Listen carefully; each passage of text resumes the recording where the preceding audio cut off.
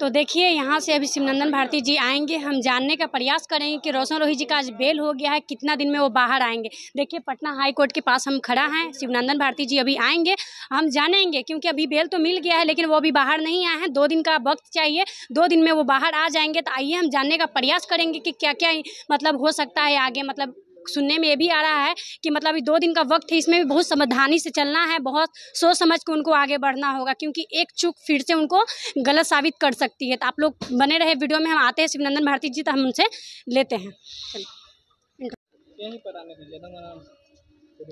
देखिए शिवनंदन भारती कोर्ट से आ रहे हैं, तो आज जानते हैं कि रोशन रोही जी के केस में क्या हुआ है। सुनने में आया है कि आज बेल मिल गया है, तब से बने रहिए। तो पहले तो स्वागत है सर। बहुत बहुत शुक्रिया। देखिए, जो इसमें जो आप लोगों को एक जिज्ञासा था रोशन रोही को लेकर, तो रोशन रोही को बेल मिल गया है। बहुत दिनों के बाद ये लंबे अरसे से इंतजार कर रहे थे, तो आज उनका बेल हो गया। इससे ज़्यादा तो कुछ खास है नहीं अभी। तो बहुत लोग उम्मीद लगा के बैठे हुए थे, मतलब सर क्या कहना चाहिएगा उनके लिए?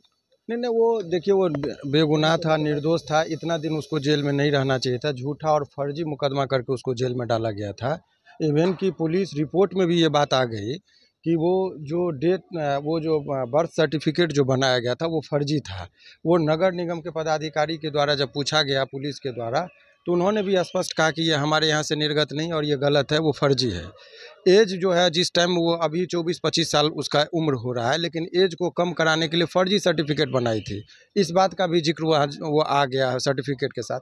तो फर्जी था, सारा चीज़ वो हुआ। और हालांकि ये 23 मार्च को जब ये लंबी डिटेल आर्गूमेंट हुई थी, उसी दिन माननीय न्यायालय में ये बात कहा गया था कि गवाही में इनको कोई दिक्कत नहीं हो, इसीलिए बोला गया था कि 2 महीना के अंदर में स्टेटमेंट देके और इनको ये कर देना। आज बेल हो गया इसमें। और तो कब तक बाहर आ जाएंगे?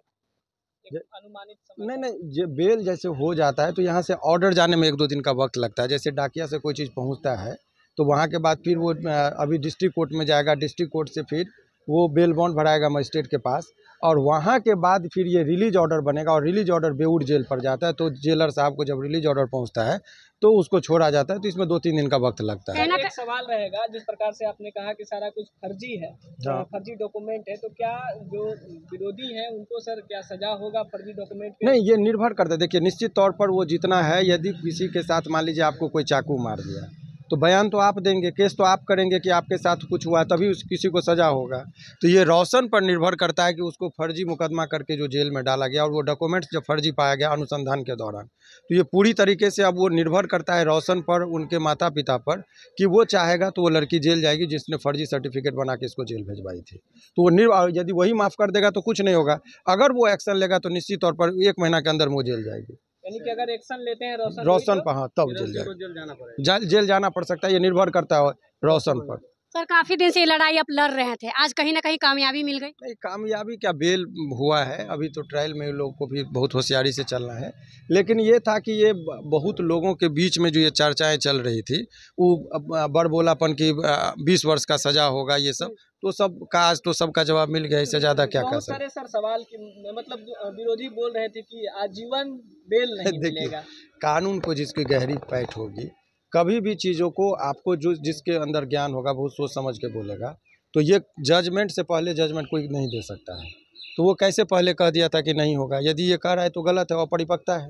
कानूनी तौर पर उसको मैच्योरिटी नहीं है। वही लोग इस तरह का बात कर, हल्के में बात वही लोग करते हैं जिनको गहराई से ज्ञान ना हो। गहराई से यदि ज्ञान है तो उनको बहुत कुछ सोच समझ कर बोलना पड़ता है। बहुत बहुत धन्यवाद। मिल गया।